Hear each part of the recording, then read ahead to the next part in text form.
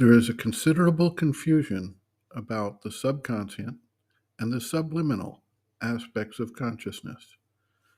Essentially, the subliminal references aspects of the independent levels of consciousness that embody the subtle physical, the subtle vital, and the subtle mental.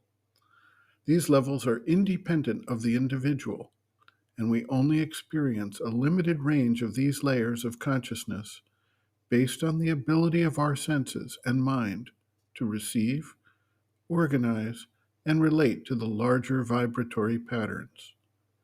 Anything that falls outside that range of perception would be subliminal. In other words, unable to be directly picked up by our normal sense operations, even though still impacting and affecting us by virtue of their very vibratory activity.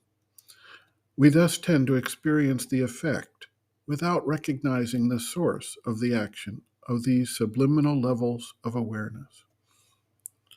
The subconscient, on the other hand, represents impressions, sensations, events, activities that are picked up and experienced by our senses, but which do not get our conscious attention. Or if they briefly get conscious attention, they are released and simply go into an unorganized mass of impressions that can arise when they are triggered by some stimulus or other, and which can impact the way we understand and respond to situations.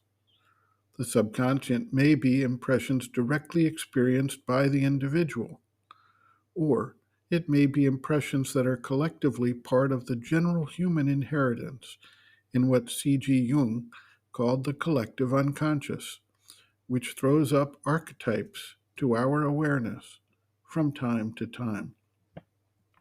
Sri Aurobindo writes, quote, "We mean by the subconscient that quite submerged part of our being in which there is no wakingly conscious and coherent thought, will, or feeling, or organized reaction, but which yet receives obscurely the impressions of all things and stores them up in itself, and from it too all sorts of stimuli, of persistent habitual movements, crudely repeated or disguised in strange forms, can surge up into dream or into the waking nature.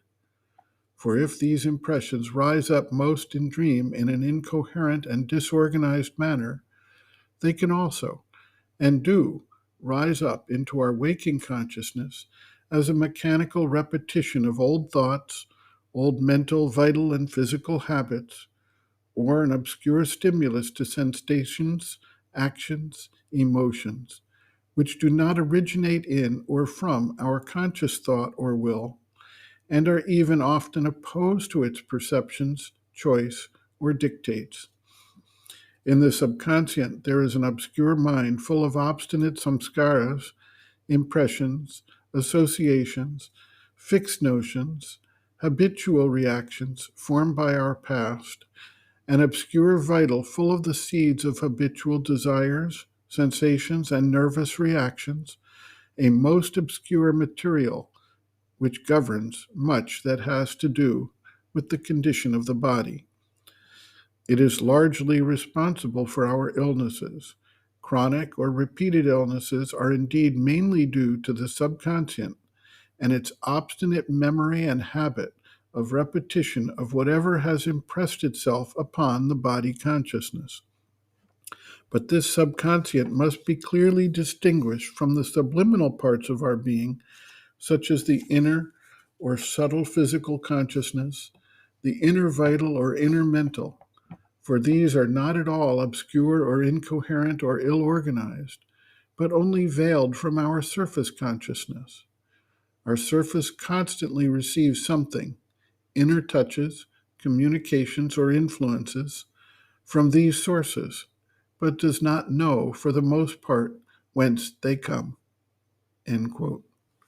Reference, Sri Aurobindo and the Mother, Our Many Selves, Practical Yogic Psychology, Chapter 2, Planes and Parts of the Being, pages 53 to 54.